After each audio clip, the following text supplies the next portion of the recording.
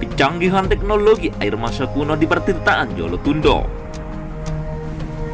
Sejumlah pria hilir mudik mengisi jerigen dengan air yang memancur dari pertirtaan Jolotundo. Air jernih keluar dari belasan lubang di batu andesit di salah satu tingkat pertirtaan itu. Air sholat ada habisnya dari kolam air kuno yang berusia 1000 tahun lebih ini. Air untuk kebutuhan sehari-hari. Sudah sejak dulu kami mengambil air dari pertirtaan ini, kata Sugirman. Air mengalir sholat ada habisnya. Warga setempat mengambil air berpuluh-puluh jerigen tiap harinya. Tak sedikit pengunjung juga mengambil air untuk dibawa pulang. Kolam suci ini juga sering dijadikan tempat ritual bagi pengunjung dengan berbagai keinginan. Pertirtaan Jolotundo terletak di lereng barat Gunung Penanggungan, di Desa Seloliman, Kecamatan Terawas, Mojokerto, Jawa Timur. Situs kuno ini memiliki dasar bangunan persegi berukuran 16,7 meter kali 12 meter. Bangunan berbahan berbatuan andesit dengan pahatan relief dibangun pada abad 10 oleh bangsa Isyana. Arkeolog Universitas Negeri Malang, M. Dwi Cahyono, menyebut nama Jalatunda atau Jolo berasal dari istilah kuno. Jala berarti air, Tunda berarti bertingkat.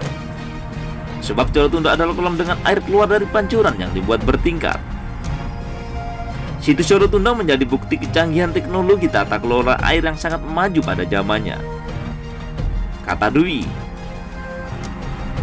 Air di pertirtaan ini berasal dari Gunung Pawitra atau dikenal sebagai Gunung Penanggungan, sebuah gunung suci bagi umat Hindu aliran Siwa.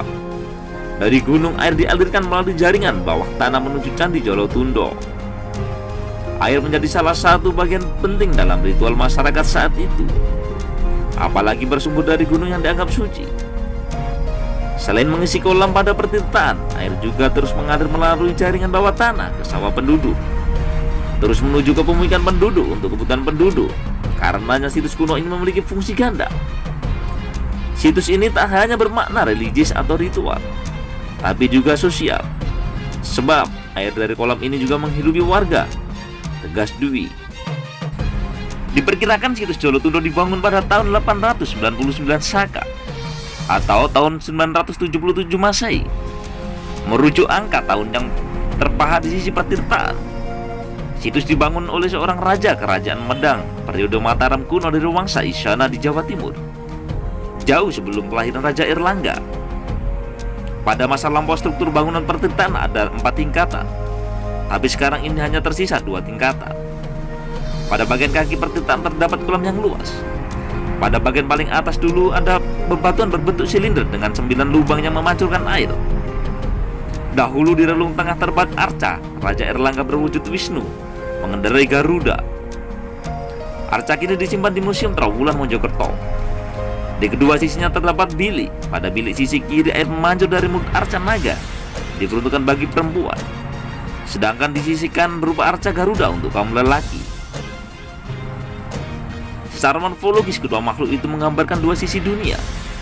Garuda mewakili dunia atas simbol maskulin, sedangkan naga mewakili feminim untuk perempuan, ucap Dwi. Pertirtaan Jolotundo merupakan salah satu situs penting. Melalui situs ini bisa diketahui ada pertautan antara Raja Udayana dari Bali dengan Jawa Timur.